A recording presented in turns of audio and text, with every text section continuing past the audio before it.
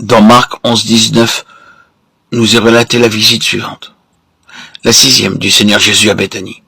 Après avoir chassé les gens du temple, au verset 15 à 17, notre Seigneur est de retour dans la ville. Cela avait été une très rude tâche pour le Seigneur Jésus-Christ. Il avait montré de l'amour et de la compassion à tout le peuple. Mais parce qu'il ne l'avait pas accepté, il devait être jugé. Il avait renversé les tables, avait chassé les gens avec un fouet. Il se sentait très triste et retournait à Béthanie, où il trouverait repos et satisfaction. À Jérusalem, ce n'était que chagrin, reproche et peine, mais à Béthanie, il savait qu'il y avait un petit groupe qui lui donnerait un réel repos et de la satisfaction.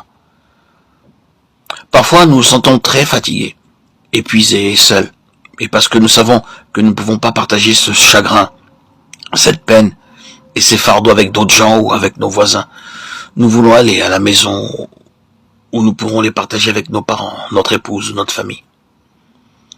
Le Seigneur Jésus-Christ alla à Béthanie avec le même désir.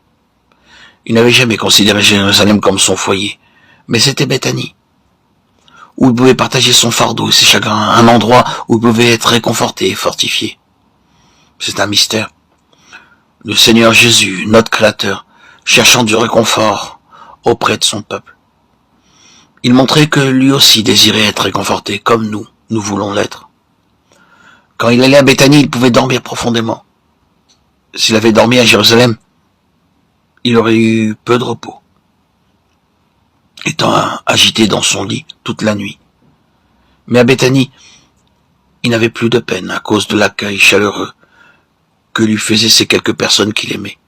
À Béthanie, il trouva un réel repos, la paix, le réconfort, et ceux qui désiraient l'écouter. Au début de notre vie chrétienne, nous voulons aller à lui pour nos besoins, comme Anne.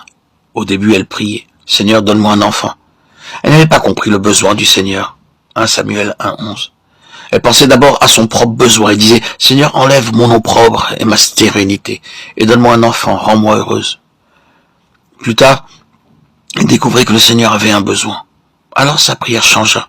« Seigneur, si tu me donnes un enfant, je te le prêterai. » Ou, en d'autres termes, « S'il te plaît, Seigneur, donne-moi le privilège de satisfaire ton besoin. » Le Seigneur entendit sa prière.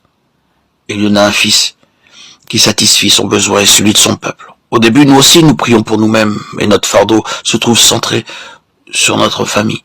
Nous prions pour nos besoins particuliers, nous disons, « Seigneur, touche-moi, prends soin de moi, et subviens à tous mes besoins. » Mais plus tard, nous découvrons quel est le besoin de Dieu. Alors, nous commençons à dire, « Seigneur, je ne suis pas intéressé par mes besoins. » Oh Seigneur, de quelle manière puis-je satisfaire ton cœur? Y a-t-il quelque chose de particulier? Seigneur, que je puisse faire pour te plaire, te satisfaire toi, et te donner du réconfort, du repos. Beaucoup d'enfants vont vers leur père seulement lorsqu'ils désirent des douceurs ou d'autres choses. Mais ils ne disent jamais, « Père, puis-je faire quelque chose pour t'aider? Tu sembles si fatigué, si triste. Puis-je faire quelque chose pour alléger ton fardeau ?» Il y en a très peu de ce genre. Toutefois, il y a des enfants qui regardent le visage de leur père ou de leur mère et disent, « Toi, repose-toi, je ferai tout le travail. » C'est la bonne attitude. Dites-vous, maintenant, Seigneur, dis-moi de quelle manière je peux te plaire et te donner du réconfort et du repos. Il répondra à ceux qui l'interrogent. Il nous dira ce qu'il demande, comme il le fit pour ceux de Béthanie, qui lui apportèrent satisfaction, réconfort, repos et paix. Si nous voulons croître spirituellement, notre attitude quotidienne sera, « Seigneur, je ne m'intéresse pas à mes problèmes ou à mes besoins, quels qu'ils soient. Que veux-tu que je fasse? Aller quelque part, visiter ou aider quelqu'un? Y a-t-il quelque chose que je puisse faire selon ta volonté parfaite, qui te donnera plus de joie, de bonheur et de paix? » Alors il vous dira où aller et que faire. C'est une merveilleuse chose d'obéir à Dieu. Et la manière dont il nous aide à obéir à sa volonté est aussi merveilleuse.